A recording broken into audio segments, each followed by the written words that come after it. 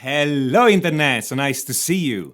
Today we talk about time signatures like 7/8 and 7/4, and we're gonna see how to understand them, how to break them down, and how to make good music with it. First of all, 7/8 and 7/4 are quite similar.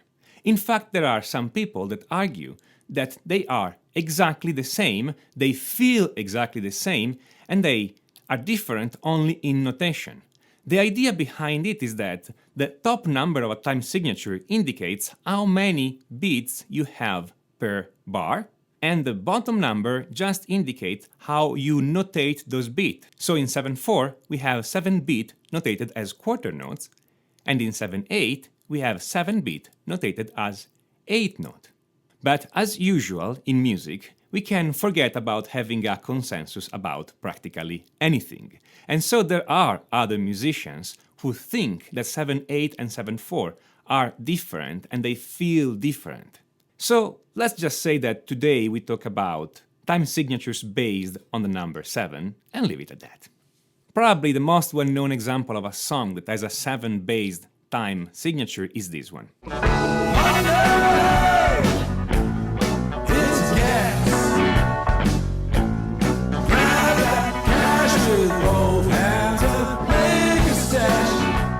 And of course, the debate if this song is in 7/4 or 7/8 or it doesn't make any difference is legendary. So if you have an opinion about this, I want to hear about it in the comment.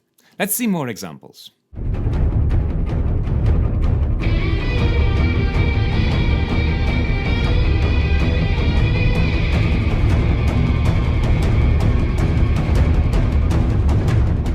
Now, some time ago, I published a video saying that 5/4 was the grooviest odd time signature. But then I received this comment on that video. And after I checked that link, I had to eat my words. So hear this song by Don Ellis.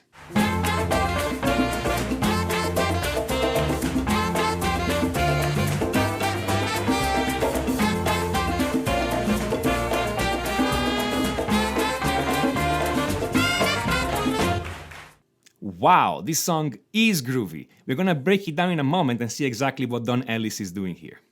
Now, to feel how a 7/8 or 7/4 bar feels, one of the things you can do is to divide the bar in fragments of 2 or 3 time units. What do I mean with that? For instance, I can take a bar of 7 beats and divide it in 3 plus 2 plus 2 beats, so I have my accent at the beginning of this group of 3, another accent at the beginning of this group of 2, and another accent at the beginning of this other group of 2. So this will sound 1 2 3 1 2 1 2 1 2 3 1 2 1 2 1 2 3 1 2 1 2 1 2 3 1 2 1 2 1 2 3 1 2 1 2 1 2 3 1 2 1 2. Money by Pink Floyd follows exactly this kind of accents. Of course, it's a bit slower than what I'm playing right now, but you can definitely hear the 1 2 3 1 2 1 2 1 2 3 1 2 1 2 accents. Another way I can divide a 7/8 is using a pattern of 2 plus 2 plus 3. This is 1 2 1 2 1 2 3 1 2 1 2 1 2 3 1 2 1 2 1 2 3 1 2 1 2 1 2 3 1 2 1 2 1 2 3 1 2 1 2 1 2 3. The Don Ellis song followed this pattern instead. The tricky thing here is that when they clap on the song, they are not clapping on the accent, instead they are clapping on all the off accent. So what you hear is 1 clap, 1 clap, 1 clap, clap, 1 clap, 1 clap, 1 clap, clap.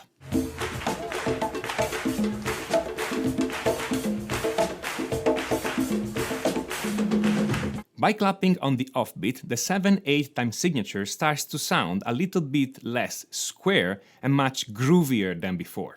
So that's a good trick to remember when you write your own music. You don't have to put all the emphasis and all the instrument playing on the accent. In fact, you could have some instrument playing on the accent and some other instrument playing only on the off beats or the unaccented beats, so that it will sound more groovy and less square. Another way to divide this time signature is to use a 2 plus 3 plus 2 pattern. This is 1 2 1 2 3 1 2 1 2 1 2 3 1 2 1 2 1 2 3 1 2 1 2 1 2 3 1 2 1 2 1 2 3 1 2 1 2 1 2 3 1 2. I couldn't find a song as an example for this division of the time signature, though I'm sure there are some songs that use it around. So if you have a song that uses a 7-based time signature and divide the accent in 2 plus 3 plus 2, please write it down in the comment because I want to know. So now we know how to feel 7/8 or 7/4. Now one important thing is this: you don't have to keep the same accent pattern for the whole song. You may, if you want, there is nothing against that, but you can also change it to create some variation in the accents in the song. In fact, you can change it at any bar if you want. For instance, what if I want to have a cycle of 3 bars? The first bar is 3 plus 2 plus 2, the second bar is 2 plus 3 plus 2, and the third bar is 2 plus 2 plus 3, and I cycle around those. 1 2 3 1 2 1 2 1 2 1 2 3 1 2 1 2 1 2 1 2 3 1 2 3 1 2 1 2 1 2 1 2 3 1 2 1 2 1 2 1 2 3 1 2 3 1 2 1 2 1 2 1 2 3 1 2 1 2 1 2 1 2 3. If instead you prefer to have a pattern made of 4 bars, you can do something like that, for instance. 3 plus 2 plus 2, 3 plus 2 plus 2 again, then 2 plus 3 plus 2, then 2 plus 2 plus 3. 1 2 3 1 2 1 2 1 2 3 1 2 1 2 1 2 1 2 3 1 2 1 2 1 2 1 2 3 1 2 3 1 2 1 2 1 2 3 1 2 1 2 1 2 1 2 3 1 2 1 2 1 2 1 2 3. Of course, you can do exactly whatever you want. You can use only one of those bars, you can use only 2 of those bars and not use the third. You can put them in any order you want. You can do literally whatever you want. There is a lot of space here to create interesting rhythms. But wait, there is much more than that. Right now we are using fragments of 2 or 3 units because they are most common and in general feel better and feel easier to play. But hey, nobody forbids us to use instead some fragments of 1 unit too. So for instance, I could divide a bar as 3 plus 3 plus 1, and this would be a legit way of doing it. 1 2 3 1 2 3 1 1 2 3 1 2 3 1 1 2 3 1 2 3 1 1 2 3 1 2 3 1 1. Of course, I can also divide it in 3 plus 1 plus 3, or 1 plus 3 plus 3. And I can also break it down more into something like 1 plus 2 plus 1 plus 3, or 1 plus 2 plus 2 plus 2, etc., etc., etc. There are many possible ways to put those accents into a bar of 7 beats, and so you have a lot of freedom here to write your own music and to make something interesting. And also remember again that you can take any of these divisions or any of the previous divisions in accent and combine them. You don't have to keep the same kind of accent pattern throughout the song. And as we have seen right now, it is original, but it's not hard at all to make it. You just need to play a little bit with this kind of accents, and then you either have to apply to these accents a good bass line, like in Money, or a great chord progression, and then you're done.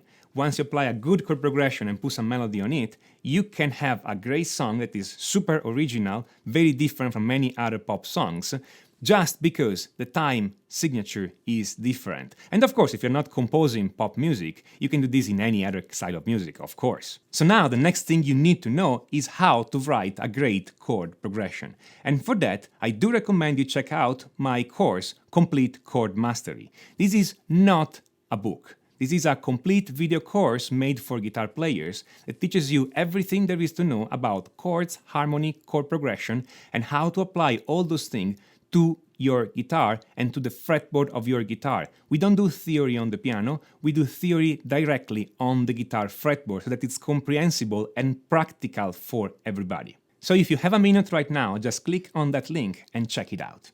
If you like this video, smash on that like button and don't forget to subscribe and click on notification, otherwise YouTube will not tell you when I put up a new video. And if you have any question, comment, feedback, etc., write them down in the comment. I love hearing from you guys. This is Tommaso Zilio on musictheoryforguitar.com. And until next time, enjoy!